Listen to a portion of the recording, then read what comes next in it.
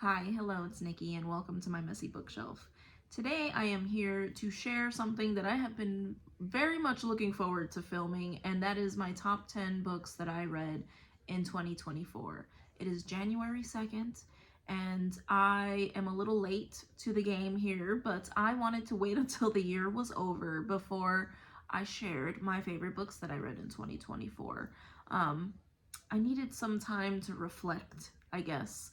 But yes, I am super excited because I read some really great things in 2024 and I love watching these videos, and now I am filming my first one ever. So, without further ado, I will get into it. However, before I get started, I do have two honorable mentions. I could not figure out where to put them in the top 10, so they are honorable mentions. So, I have two honorable mentions, and the first one is one that everybody was talking about last year, and I did love it, and that is Middlemarch by George Eliot. And I did love it, but it was not my favorite. There were some books in my top 10 that I loved more, but this is the story of a small English town, and they are going through a lot of change, and I loved this book because it was very similar. I liked it for many of the reasons that I like books like Cranford and North and South, in that it is nothing super exciting is happening, but we are learning about the daily lives of the inhabitants of the town that we are talking about. So I really enjoyed it. There was a really, maybe what made it not be a favorite for me was the fact that there was such a huge cast of characters, and it was a little difficult to keep all of the names, you know, clear in my mind. So I did love it. I love that that style of, describing a small town and the inhabitants and their daily lives. I do love that kind of thing. So for that reason, it is one of my honorable mentions.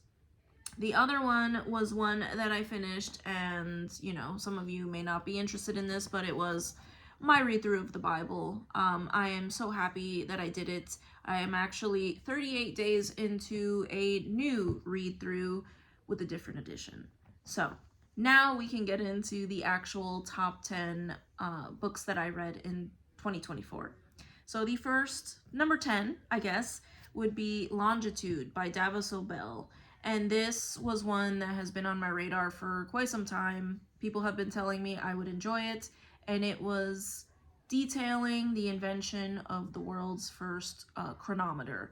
So a way to tell longitude, because early sailors were able to tell latitude based on the stars, but they didn't have a very accurate way to calculate longitude. So this was a way using time, so using a clock of sorts, and I found it very fascinating. If you have been on my channel before, you know that I love exploration and sailing, books about sailing, so I really enjoyed this, and it was very fascinating to me. Very short, very readable. Some people might think it's a dry topic, but I thought it was very fascinating. So that is number 10. Number 9, we have The Convenient Marriage by Georgette Heyer, and I feel like I have read more of her books in the past, but I can't remember, so I'm not sure if this is actually the first one I've read. But this was one that I read in my Kindle, and if I remember correctly, I downloaded it while waiting in the waiting room at the hospital for a coworker that I had taken to the ER. But I found this to be such a funny book. It is a Regency romance, as most of her works are, and we have a young girl, a young lady protagonist who secures herself a very good match. And she is a little bit wild and, going about the London season, being wild and doing all kinds of crazy things, and it was very funny. Her family in particular was very funny, and the little adventures that they find themselves in, I found it hilarious, and I did laugh out loud with this book, and I plan on reading more of these. And number 8, we have The Time Machine by H.G. Wells. I don't know why it took me so long to read this book, but I have read and loved War of the Worlds by H.G. Wells, and this has been sitting on my shelf for a long time. So I was very happy I finally got around to reading this book because I loved it. Very short, and we have our main protagonist set in Victorian London. Our main protagonist is a scientist, an inventor that has invented a time machine. And he takes said time machine, I think, over 100,000 years into the future. And he meets there with two different races of human-like creatures. One is very gentle and lives on the surface of the earth, and the other one is quite vicious, wants to hunt and eat meat, and they live underground. And it was just a very interesting look at how humanity can descend into, on one side the depravity, and on the other side the not caring about anything important and just wanting to, lounge in the sun all day and eat grapes and not accomplish anything with their lives. So we have the fun-loving, frivolous race of humans, and then we have the vicious, kind of nasty humans in this story. So I found it very interesting, and I am very happy that I finally got to it, and I loved it. And then number 7, I think we're at number 7, and that was A House with Good Bones by T. Kingfisher. And this was one I am very happy I read. I have liked everything that I've read by T. Kingfisher. The last one that I read was, oh my goodness, it was the sequel to, oh my gosh, I can't even think of it. But the last one that I read was one that was not my favorite, though I did enjoy it. And this one blew me out of the water. It was excellent, and it was quite creepy, but it was just the right amount of creepy. So we have a little horror story here, a family saga, and we have a young woman who comes home to visit, and something is different about her mom, and there is something going on in her mother's house. So I will not say anymore. I really enjoyed the protagonist in this book. She was very funny, and I find a lot of the protagonists, the last 2 books I read by T. Kingfisher had the same protagonist. Very funny. This one is very funny as well. Yeah, I don't know what else to say about it other than that it was very creepy, and it didn't keep me up at night. So it was just the right amount for me. And then I think number 6, oh, this is kind of funny. This one was very creepy, and while it did not keep me up at night, it very well could have. And this is The Silent Companions by Laura Purcell.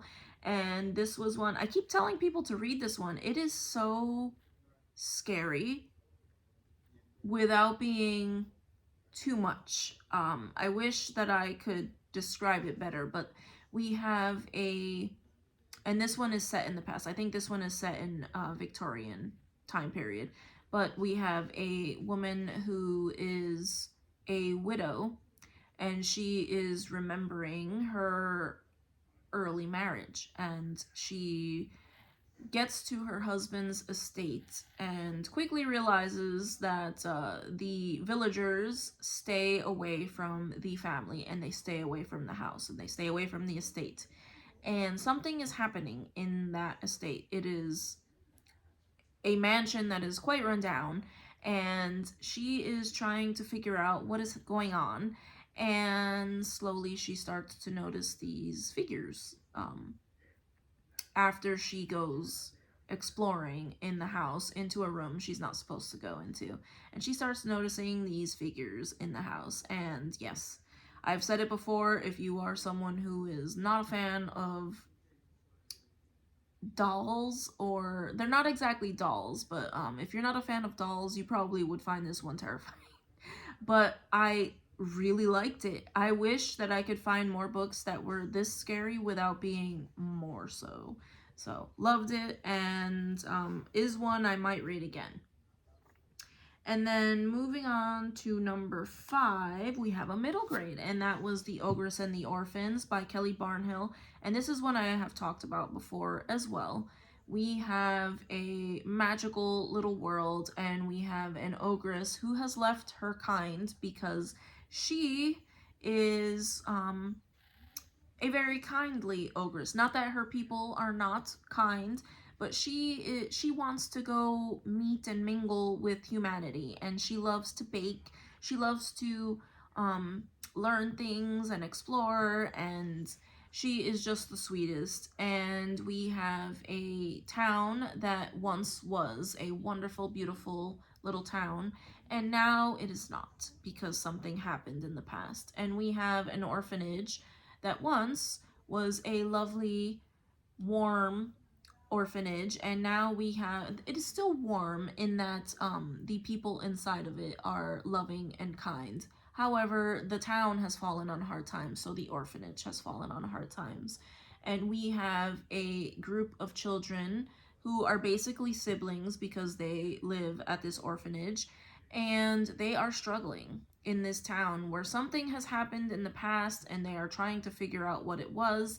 And they meet this kindly ogress. So I loved it. It was very heartwarming. It actually brought a tear to my eye, I think more than once, and I loved this book very much. So I highly recommend this one. And yeah, I think that's the only middle grade that I have in my list here.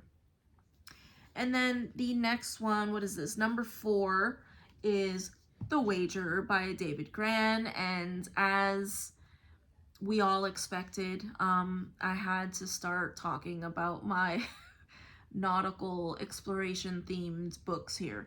And this one was excellent. I read this, a combination of this book and the audio. The narrator was excellent in the audio version, but we have some more Antarctic exploration in the time of wooden ships and trying to find a passage around South America. So this was fantastic. I loved it, and it was very gripping. I have read other books about Antarctic exploration, and this was one of the best. So I really enjoyed it. It was very fast-paced. It was very interesting, and maybe a little more detail with the nautical terms and terminology, but I still found it very, very interesting and very, like I said, page turning. So that was number 4. Oh, and then we have murder and mayhem in that book as well. I forgot to mention. But moving on to the top 3, and I think that if you have watched my channel before, you will probably know the ones that I will mention, and it's just a matter of what order I have put them in. But for number 3, I have The Moonstone by Wilkie Collins, and this is one that I did not expect to love, because I have read The Woman in White by Wilkie Collins, and I liked it, but I did not love it, and I was not expecting to love this one the way that I did. But we have a mystery involving a stolen diamond and the family and people surrounding the family, telling the story of how and when this diamond went missing. And I loved it. I loved the different point of views. What do they call this? Epistolary? When the book is told in journal and diary format. So it was very interesting hearing from the various points of view. I loved it. I love books like that, and the mystery itself was great. And there was one character, one point of view that I really loved, and that was the old butler of the family. And I don't know what it was. I found him to be very adorable, and I was very shocked at how much I loved this book, and one that I might read in the near future again because I just enjoyed it so much. So, The Moonstone by Wilkie Collins. And then, yes, I think we all know what is coming next. But number 2, I had to, and it is Endurance, okay, by Alfred Lansing. And this was the story of the ill-fated voyage of the Endurance, which was led by Sir Ernest Shackleton.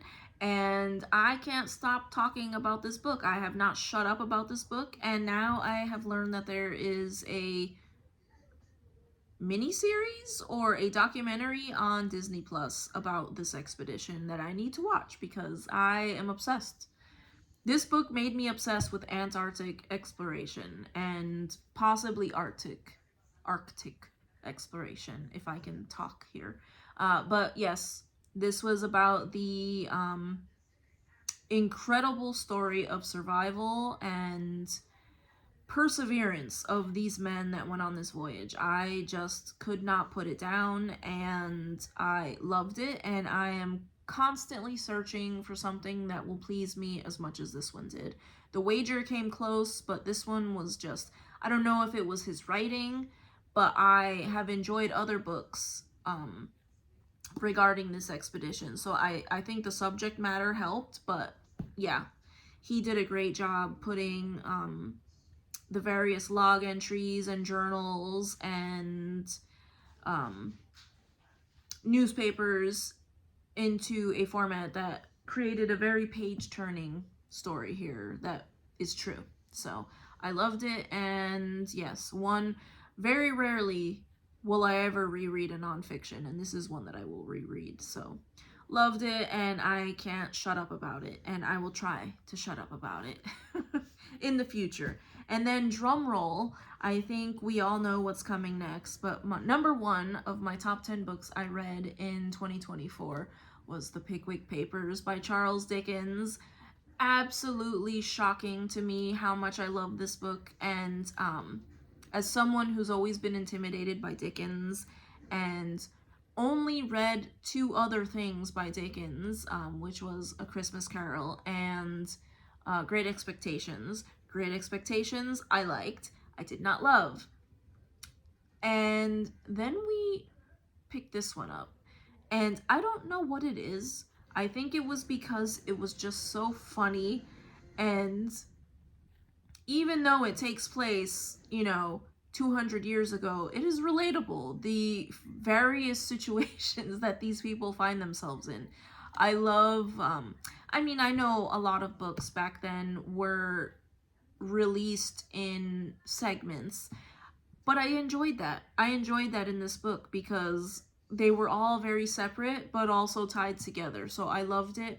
And yes, absolutely a book that I will pick up in the future. So we have our Pickwickians, Mr. Pickwick and his friends, who are setting out on their travels to learn more about everything and setting their findings down in the Pickwick Papers. And they are traveling about England and various places, and they just find themselves in the most hilarious situations, and they are all so lovable. One of my favorite characters in literature is in this book, and I think we all know who that is. That is Mr. Sam Weller. But I loved every character in this book. It was just fantastic. And another one that I can't shut up about, that I'm trying to shut up about. But yes, please read it if you have not. If you read it and didn't like it, absolutely no shade. I loved it. So I don't know what else to say. But yes, that is it for my top 10 books that I read in 2024. And I thank you so much if you have made it to the end of this video. I would love to hear what your favorite books were that you read in 2024.